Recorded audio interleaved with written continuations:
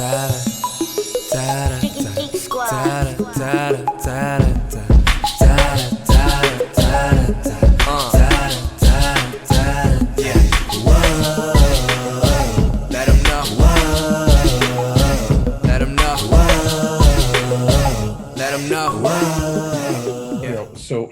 actually, let me go back a step. We hear a lot of rumors about trades, this time of year. How much is real conversations and how much is it, just wishful fans and, people like me hoping to drum up something to talk about during the off season? Anthony, it all depends on who reports it, in my opinion. To me, let's take the Russell Wilson situation. They came out and said that there was a conversation. Russell was disappointed. He walked out. Then all of a sudden it was like, no, that really didn't happen. And Russ wants to stay, but there's 4 teams he'll go play for. Right. So Anthony, that told me is where there's smoke, there's smoke. Something happened. Right. Okay. Now, how did it happen? Exactly what happened, we'll never know, but something happened. Yeah, you don't say these are my 4 teams if you're planning on staying, right? And people don't put it out there, they walked out. Yeah. This is the quarterback of your football team. So there's certain things you have to read between the lines and know that something happened and they're at odds a little bit. And I think we can all understand that. And you try not to ever air your dirty laundry, but somehow, some way it creeps out. And so I think we know that it's not the best marriage right now. Can they fix it? Possibly. If they can't, they got to move on, but my point is there is things done, said, things that happen that people in these situations get surprised by. And I would tell everybody, don't be. Yeah. Speaking of surprises, we're going to get back to Russell Wilson in a second. But J.J. Watt signing with the Cardinals, did that catch you off guard? Yeah, it did. But it also was understandable once it happened. I mean, it's a need for the Cardinals, and it's a veteran guy with a lot of skins on the wall who's done a lot of great things in the league. Another really good player in the locker room, a leader, a guy who's just itching to win. And so when you can get those kind of players, you have to take a shot at them. And obviously it sounded like they outbidded everybody for him, and because they wanted to play. And so that's what I'm saying. When you are sitting in an organization, you're sitting around the table with the coaches, there's a few key pieces that are needed in order to turn the team. Normally it's a quarterback, right? I mean, you take the most important position as a quarterback first and foremost. And then people would tell you it's the offense and defensive lines. Because if you can't rush quarterback, he going to back there and throw it. And if you can't protect him, he's going to get hurt. So those things are important. And so you look at where he fell in this situation in Arizona, and they needed another rusher opposite Chandler Jones. Okay, so here it comes. Here comes J.J. Watt. He commands double teams. Can he play 16 games? That's the question. What do you do to make sure you get your value for him? Do you play him 12 of the games and spot play him the other 4, and see if you can get everything out of him? Maybe. You do whatever you need to do that to have him have the success that he's had. But I was not surprised by it, but it shows what teams can do if they really are interested in winning. That's a division that way too early, but assuming Russell Wilson stays, that may be the toughest division in football, right? The NFC West. I think it's kind of unknown now. I think it's a tough division. I don't disagree with what you're saying, but who's really going to play quarterback in San Francisco? We know there's a new quarterback in LA. There could be a new quarterback in Seattle. Yeah. So there's a lot of pieces that are roaming around right now. And it's yet to be determined who's really staying, who's going. Once that happens, then I think it will be a very good division. I know there's some really good coaches in the division who do an outstanding job. So it's what makes it one of the best divisions. I immediately, when J.J. Watt signed, I was like, oh, all they got to do is trade for Watson and they'll get Watkins, Hopkins, and J.J. back together again in Arizona. Houston. They're going to be looking, the Arizona Houstons or the Arizona Texans maybe, which actually, I lived in Arizona. That's not that far off. No, but that would be an interesting dilemma. I don't think that's going to happen, however. Russell Wilson, talked about it a little bit. Do you think if you were a betting man, would you bet on him staying? Going. Really? Going. I think at some point in time, I forget what year this is for Russell, but at some point in time, things go sour everywhere, and he wants to be protected better. All he's saying to the world is, I can't take the hits I've been taking over the last several years. You can't keep putting basketball players in front of me and Yeah, thinking that solid protectors. that was some quote. Yeah, and our offensive line just keeps getting just baffled. And Yeah. and to me, that's true. He's not the same young, spry-legged guy he used to be. So he needs to be protected better. And he wants to throw the football. So I think um, there's probably a schematic difference in what he would like to do and what they would like to do. I think there's a difference in how they see building a team, and I think that's shown over the years. They really don't pay offensive linemen. They feel like they can find them and develop them, and that's what they do. They pay everybody else, which is good, but at the same time, if you're paying the quarterback, you're a franchise quarterback. You don't want to get him hit like that. So I understand where he's coming from, and I just think at this particular point in time, sometimes you have to let that veteran quarterback go before you want to sometimes because it's what's best for the football team, and you got to figure that out when that is. And I just, from everything I hear, like I said, where there's smoke, there's smoke. Right. And the more you hear about things, the more things will trickle out, the more we'll understand it later on. When we look at the teams on the list, the Saints were one of the teams. Mm-hmm. With the Saints, I don't think they can. They can't do it, right? There's no. I almost say they're out. If he wants an offensive line, does he go to Chicago? Possibly. Do you think that's where I of the think four? it's better than what he's had. I mean, I Yeah, think that's the players look at it. Am I getting 15% or 20% better than what I've had? Then right. it's okay with me. The team that to me has the most allure for him is the Cowboys in my mind, Right. because you have a good offensive line, you have weapons at receiver, you have a proven running back. Okay, you're inserting a All-Pro quarterback in the lineup. And I mentioned that because I don't think they want to pay Dak Prescott. And now that Dak Prescott's come out and said what he's looking for, Right. I'm saying, hey, kick rocks, Yeah. So it Yeah. is We talked. I think we talked about Dak last week or the week before, and we mm-hmm. both said, "Hey, he's a great quarterback." Patrick Mahomes money. It's hard. Yeah, it was hard to give it to Patrick Mahomes. Yeah. To give it to anybody He else makes you kind he of said he cringe a little bit. below that. That's Yeah. what and I don't know, what does that mean, $1? I've seen some Right. players on my contract be $1 more than this guy.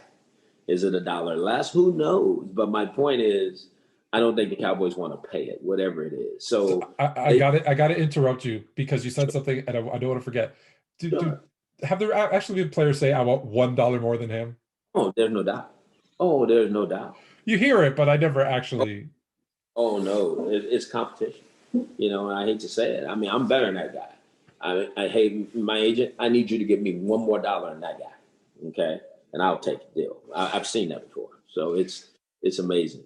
But Uh, I can see Dak moving, which means the Cowboys have to get a quarterback, right. a real quarterback. Nothing against anybody that's played there. I'm just saying they need a a real proven commodity at freaking quarterback in order for them to get back to where they need to be. So I can see this Russell Wilson thing really happening potentially. Now, there's some other teams. I don't see the Saints. I don't think they can pay it. Right. Those other three teams mentioned don't. I wouldn't rule out the Raiders. One thing about John Green, he loves quarterbacks. And that was one of the teams that was talked about. So none of that surprises me at this particular point in time. I think what's happened in basketball, I think you start to see that it's trickling over into football. Guys are being more vocal about where they want to play at, what they want to do, and some of it's manifesting itself and happening. So I'm not surprised. Yeah, well, hey, look, it's not like the olden days, and I'm maybe going way back where the person on the other sideline was my enemy on and off the field. These guys Right. hang out, they go to charity events, they play golf, they become friends, and especially in basketball, it's not just the team or the city I want to play in or for. It's I want Right. to play with this person that's I like to play with. And it's funny that you mentioned the Raiders because it was I was going to ask you, So David Carr, Derek's brother, came out and said, if I was the Raiders, I'm paraphrasing, I would trade Derek for Russell. Kind of odd to have your brother offering you up on a trade, but it would be, no offense to Derek Carr, but it would be an upgrade, right? Oh yeah, I think, and that's Derek doing his. I mean, David doing his job. I mean, he has to be fair. I mean, it's hard, but you got to be fair. But Russell Wilson's a better player than his brother, and he's won more games and he's done more. So it improves the Raiders. And it would. I think we all know that. But at the same time, what is that going to look like? Again, go back to the question we talked about earlier. How do you fit that? Within your team structure, who do you have to get rid of? I mean, who do you have to let go? What player do you have to restructure his contract and his agent, and you don't get along? It's just there's so many dynamics there that you have to work through. But at the same time, when you have a chance to acquire those kind of talented players, whether it's Russell Wilson, Deshaun Watson, you do what you feel like you need to do because those guys don't come along very often. Yeah, as much as I, of course, would love to see him on the Bears, when I look at the Cowboys and the Raiders, they both have things that are going to help Russell, right? It's got a wide receiver. The Raiders have a really good tight end. They both have, obviously, I think Zeke is better than Josh Jacobs, but they both have good, solid running games. So they've got a lot of the pieces as a quarterback. That's what I would think you would look for. I've heard tonight that somebody said, it wasn't Ryan Pace himself, but it said that the deal that the Bears are going to put out for Deshaun Watson, nobody else can match. And I'm curious as to what that could be. That's going to happen. That's what it sounds like. I'm talking about as far as the offer. Will the Houston Texans accept? Who knows? But just the fact that it's come out, I think it was Jeff Darlington that reported it and said that the Bears offer, nobody else will be able to do it. Well, it's funny. We were all hoping that we were going to get an announcement of a trade at the press conference today. But we just got to, basically said, hey, we're going to do this. And my fear is, look, I feel you always overvalue your own players. And when I looked at some of the potential offers, Akeem Nicks, the cornerback, I forget which, Fuller, right? And then a ton of picks. I'm like, the Bears defense was completely different when Hicks wasn't on the field. Right. And so it's kind of scares you a little bit because that's been the strength of the team since I've been a fan for 30 some odd years. And it's like, oh, do you want to give up that much? But then you're like, well, yeah, it's a quarterback. So yeah, I do want to give up. Right. Well, you hesitate for a second, but. What comes to be the biggest question, Anthony, is, okay, if we give up Akeem Hicks, can we still only give up 20 points? Can we give up 20 points and score 30? Right. Because of Deshaun Watson. And if we can, it's a great trade-off.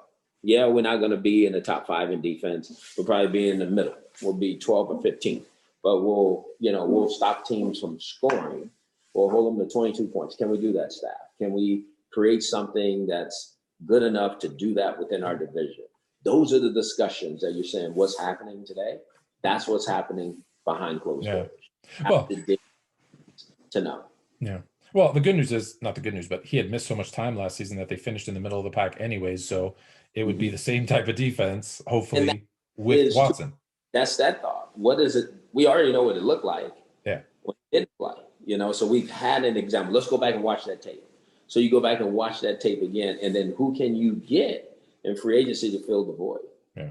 That can play, maybe not, probably won't be as good as Akeem Hicks, but somebody who will, for 3 or 4 games, play as good as he did, whatever that is. Yeah, see, that's the stuff that I wish I could be like a fly on a wall to listen to those conversations, because those are you've sat in the room, you've heard it, that those are the best conversations, right?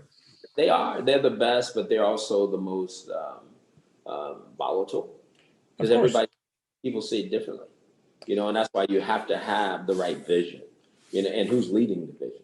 And it's one thing, like I said before, if you have a vision as a GM and I have a vision as a head coach, and if it's not aligned, you got a problem, because the coach cannot coach for the GM, and the GM cannot draft players for the GM. You got to draft players for the coach.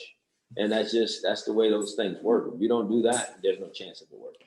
Yeah, I think I forget. I'm sure it was in some football movie where the GM said, "Look, I draft the players, you coach the players." And Yeah. yeah, it's not that simple, guys. Like different players fit into different systems, right? I've said that before. People say that talent, I will say it again, talent doesn't fit everywhere. And that's the reason why, in my opinion, you've seen so many quarterbacks not do well. They've been put in unfair situations that don't fit them. And so you never see their real talent come to the surface, like a la Patrick Mahomes. He was in the right system for his talent, and they've taken advantage of it. Yeah, it's funny because it's so easy to look back and ask what ifs, right? Right? If Patrick Mahomes had been drafted by someone else, would he, and didn't get to sit under Alex Smith, right? A Mhm. very good veteran quarterback, would he still be the same player? If, I still think Aaron Rodgers would be Aaron Rodgers, but if Aaron Rodgers didn't sit behind Brett Favre, right? Let's say he went to a team like, I don't know, Houston at that time where he was getting sacked, 600 times. Is he still the same player? Speaking of quarterbacks, you and I talked about Cam Newton and a good fit for Mhm. him being the Washington football team.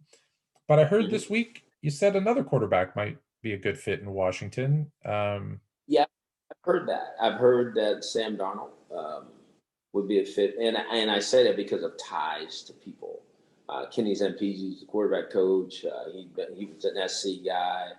North Turner's son is the coordinator. They've been around the SC guy. They're Southern California people, so I think there's a relationship there. I think he's talented. He's a young player. Needs to be in a great system. Needs to be coached. If that's what it is, boy, that would be a tremendous fit. You know, that's what I hear. You don't know, like you said, there's so many rumors that get thrown out there. But then when I look and see who's there, it makes more sense to me. Because I know that those people know who he is and what potentially he can do. Yeah, he's been one, and I've told you this before, that I feel like he just needs a new situation because Yeah, he was in a bad place. It didn't fit his skill set. But again, I could be totally wrong, but I still think he's a really talented and young quarterback that in the right system, I think would be very successful. And people be like, people would be surprised. Oh, wow, he's actually good. No, he's always been good. It wasn't the right situation. I totally agree with that. I mean, just like Trubisky, I really believe that people are going to see a better performance out of Mitch as he moves forward. Why? No one has really went back and seen because of everything he's been through the last couple of years. He's had to learn some things about himself and learn how to, if he's going to survive in this league, be different. Mhm. And so now is when, if you can get him and put him in the right situation, he has a chance to have success. And he also has a chance to fail. Don't get me wrong, he still has a chance to go the other way. But at the Sure. same, you would think now he's about to trend up because he hadn't played a lot of football, in college. Here he is learning, playing in the National Football League, became a starter. Here he is learning. He's got his butt kicked up over his shoulders a couple of times. He's been benched. He's been through all that. He has some talent. He can run around. He has an arm on him. So where is the disconnect? You got to find it. And so I think it was because he just didn't have the experience, Yeah. and I didn't think he was, maybe as tough as people thought he was, because he didn't play a lot of football. Yeah, there's so many examples, and you don't have to look too far. You look at Ryan Tannehill in Miami. Everybody wrote him Right. off. He goes to Tennessee, has a great year. Different. I think back to another Bears quarterback, Jay Cutler. I think there was a stretch where he had 6 different, Coordinator. offensive coordinators and QB coaches that so underrated. You know this as a former Mhm. QB coach, right? Like that, just the that relationship you build with your QB coach to have them constantly turning, you can't, it doesn't work. Yeah. So okay, so So some yeah, because you brought up something just then that really hits my mind. Because my whole thing is so Tannehill played well with Arthur Smith. Arthur Smith is gone now. Yeah, they kept it in house, great, but now Arthur Smith goes over to Atlanta. What's that going to do to Matt Ryan? Might, that he might not be the fit for the system they want to run. Just people don't understand. That's what happens. You look at Zach Taylor in Cincinnati. Well, he got the quarterback going. but nothing else is going. Right. You know? So you got to determine all these things as an organization about what's right. And normally when you're doing it, it's about the quarterback. If the quarterback's performing good, you give people more time. If the quarterback's not performing good, you got to get him out. Especially if you think talented quarterback. And sometimes you catch lightning in a bottle. And it makes me think of Mike Martz, right? With the Rams. He just had a fit with Kurt Warner and Isaac, that team, that greatest show on turf. And then again, he went to the Bears, Jay Cutler. Oh, he has got a cannon for an arm. He can make all the throws. Yeah, it didn't work. It's not the same, that even your system can't work everywhere. That's why when I said to people, I was a Pro Football Writers Offensive Coach of the Year. Okay. I go to Cleveland, and when you look out there, there's not A.J. Green, Marvin Jones, Mo Sanu, Tyler Eifert, and Andy Dalton at quarterback. There was a whole different cast. I had Terrell Pryor. Terrell Pryor was the best receiver we had. He was the one that had 1,000 yards. And people forget but he was a quarterback. Thank you. So that's what I'm saying. He was at that time, he was the best receiver we had. And he had over 1,000-yard receiving. So in my mind, Andy, that's coaching. How do you get a guy to play quarterback 1,000 yards who's never played receiver before in his career?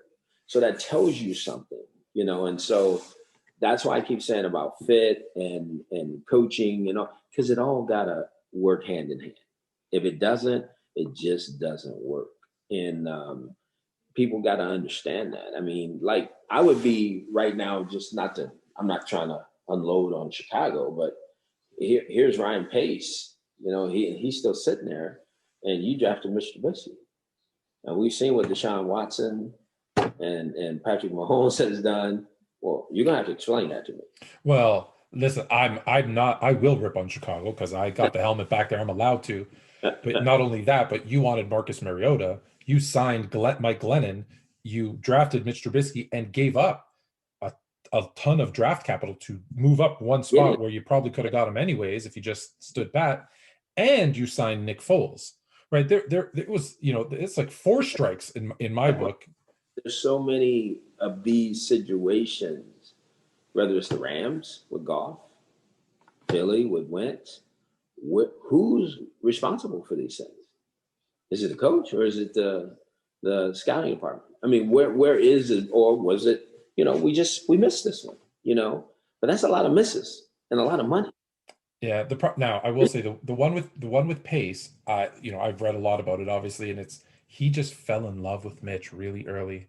And I think that's a horrible thing to do, because when we're married, when you fall in love, you miss a lot of the faults. And it's okay in a marriage, not so good when you're marrying a quarterback. Right. Well, I hate to say it this way. I know Ryan Pace is a tall man. He's a big man. But him and Mitch look alike. Oh yeah. See, so that's it. Yeah. I'm telling you, those, and you just said it though, Anthony, a lot of people don't get it. People do fall in love with things. People look and say, God, that guy is me. And boy, he's gone through some of the things I've gone through. And boy, no, I know I used to do it. I'm from inner city LA. I always thought I could save every player. I could save them. If they had a problem, Hugh Jackson could save them. And for the most part, I could, but there's a couple I couldn't. But you can't fall in love for those particular reasons. It's got to be, again, about the fit of the team, what's best for the football team, and all those things. And we all make those bad decisions. Everybody does. Yeah, no.